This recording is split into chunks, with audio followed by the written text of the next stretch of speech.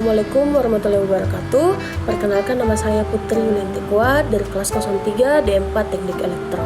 Hari ini saya akan membahas tentang identitas nasional, integrasi nasional, dan konstitusi negara Indonesia. Identitas nasional, konsep dan urgensi identitas nasional. Identitas berasal dari kata identity yang dalam Oxford Advanced Learner Dictionary yang berarti who, ciri atau penanda yang dimiliki oleh seseorang, pribadi maupun kelompok. Nasional berasal dari kata national yang dalam Oxford Advanced Learner Dictionary yang berarti adalah connect with a particular nation. Bangsaan berkenan atau berasal dari bangsa itu sendiri. Urgensi identitas nasional dibagi menjadi 3. Yang pertama adalah jati diri yang meliputi kepribadian, identitas, dan keunikan. Yang kedua adalah nilai-nilai yang dianggap baik. Yang ketiga adalah faktor penentu dalam pembangunan suatu karakter bangsa.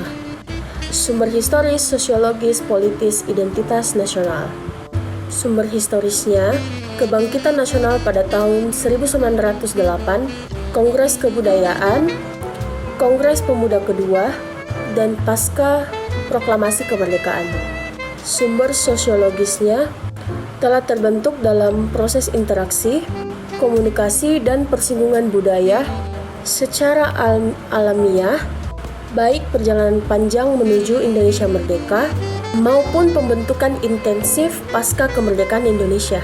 Sumber politis, beberapa bentuk identitas nasional menjadi penciri atau pembangunan jati diri bangsa. Selanjutnya kita akan membahas unsur-unsur, dinamika, dan tantangan identitas nasional. Apa saja sih tantangan yang dihadapi oleh identitas nasional kita?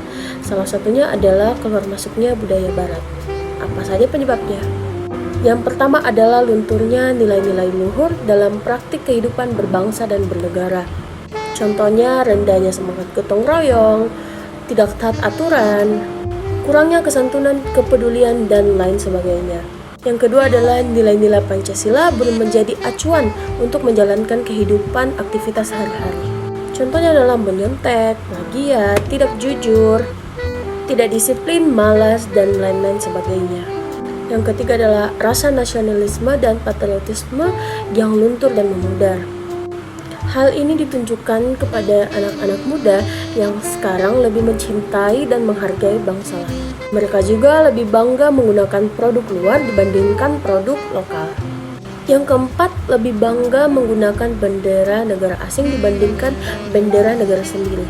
Dan kelima, lebih menyukai simbol-simbol bangsa negara lain dibandingkan simbol dari bangsa kita sendiri. Lebih sering mengapresiasikan lagu-lagu yang berasal dari bangsa lain dibandingkan lagu-lagu yang ada di bangsa sendiri. Kita beralih ke integrasi nasional. Istilah integrasi nasional atau dalam bahasa Inggrisnya National Integration. Integration yang berarti kesempurnaan atau keseluruhan, yang berarti utuh ataupun menyeluruh. Berdasarkan arti etimologinya, integrasi berarti pembauran yang menjadi kesatuan yang utuh. Nation berarti bangsa sebagai bentuk persatuan dari orang-orang yang berbeda latar belakangnya. Singkatnya, integrasi nasional adalah proses mempersatukan bagian-bagian, unsur, dan elemen yang terpisah dari masyarakat menjadi satu kesatuan yang utuh atau bulat, sehingga menjadi nation atau bangsa. Dinamika dan tantangan integrasi nasional. Sejak kita bernegara pada tahun 1945, kita terus-terusan berupaya untuk melakukan integrasi. Dinamika itu bisa kita contohkan peristiwa integrasi berdasarkan 5 jenis integrasi. Yang pertama, integrasi bangsa. Yang kedua, integrasi wilayah. Yang ketiga, integrasi nilai. Yang keempat, integrasi elit massa. Dan yang kelima, integrasi tingkah laku. Dalam mewujudkan integrasi nasional, Indonesia menghadapi tantangan dari segi horizontal dan vertikal. Dalam dimensi horizontal, tantangan yang ada berkenaan dengan pembelahan horizontal yang berakar pada suku, ras, agama, dan geografi. Sedangkan dalam dimensi vertikal, tantangan yang ada merupakan celah perbedaan antara elit dan massa, di mana latar belakang pendidikan kekotaan menyebabkan kaum elit berbeda dari massa yang cenderung berpandangan pada tradisional. Konstitusi negara. Konstitusi merupakan seperangkat aturan yang berisi ketentuan tentang bagaimana pemerintah diatur dan dijalankan. Arti secara luasnya, konstitusi merupakan peraturan, baik yang ditulis maupun tidak ditulis, yang menentukan bagaimana lembaga negara itu dijalankan dengan baik.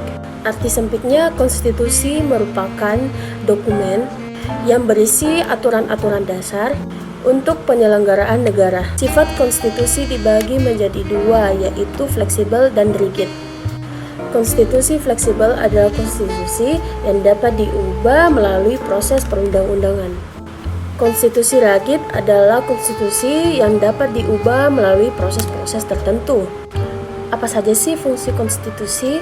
Yang pertama adalah sebagai landasan penyelenggaraan negara.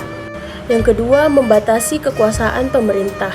Dan yang ketiga, menjamin hak asasi warga negara. Hal yang dimuat dalam konstitusi negara. Yang pertama, organisasi negara.